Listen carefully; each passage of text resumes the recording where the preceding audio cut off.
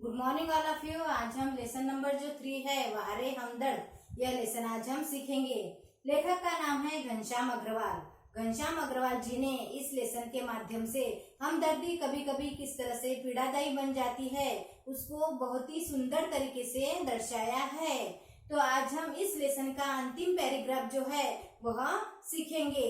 लेखक का एक्सीडेंट होता है और लेखक को मिलने के लिए आस पड़ोस के लोग आते हैं। उसमें श्री लपकानंद जो है वह एक कवि है, वह भी लेखक को मिलने के लिए आते हैं और मिलने के बाद में लेखक को 20-25 कविताएं सुनाते हैं।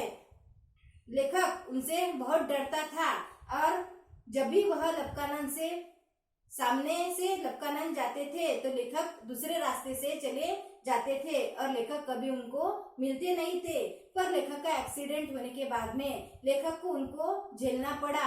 यानी लेखक का एक्सीडेंट होने के बाद में वह लेखक के घर पे आए लेखक को मिलने के लिए, इसलिए लेखक को वह कविताएं सुननी पड़ी।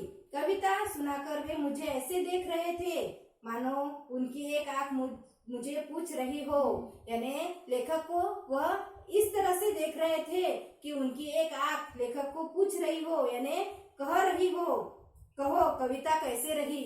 यानी लेखक को वह पूछ रही थी आंख कि भाई कविता कैसे रही, और दूसरी आंख पूछ रही हो बोल बेटा अब भी मुझसे भागेगा।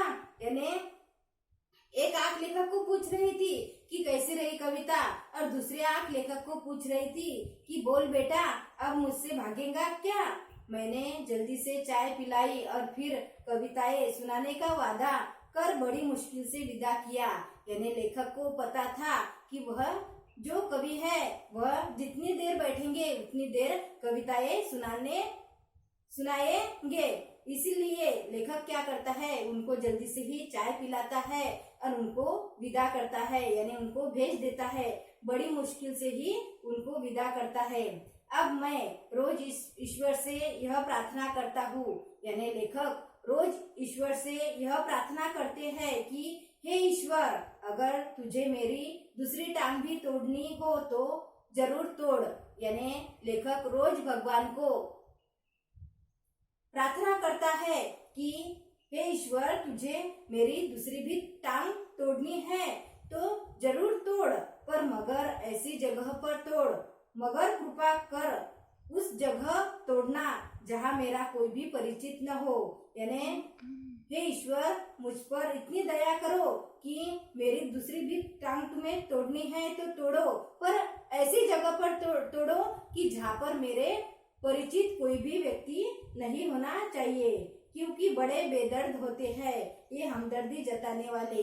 यानी यह जो हमदर्दी जताने के लिए लोग आते हैं वह बड़े बेदर्द होते हैं।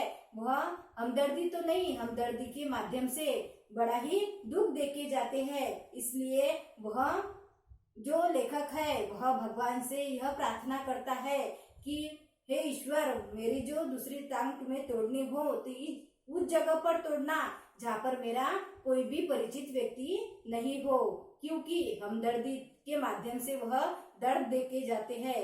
इसी तरह से आज हमने इस लेसन के माध्यम से हमदर्दी जो जताने वाले लोग हैं वह हमदर्दी जताने के लिए आते हैं और हमदर्दी के माध्यम से वह बहुत दर्द देके जाते हैं, क्योंकि जब एक्सीडेंट होने के बाद में पेशेंट को आराम की सख्त जरूरत रहती है तो वह जो हमदर्दी जताने के लिए आते हैं वह आराम बिल्कुल ही करने नहीं देते हैं।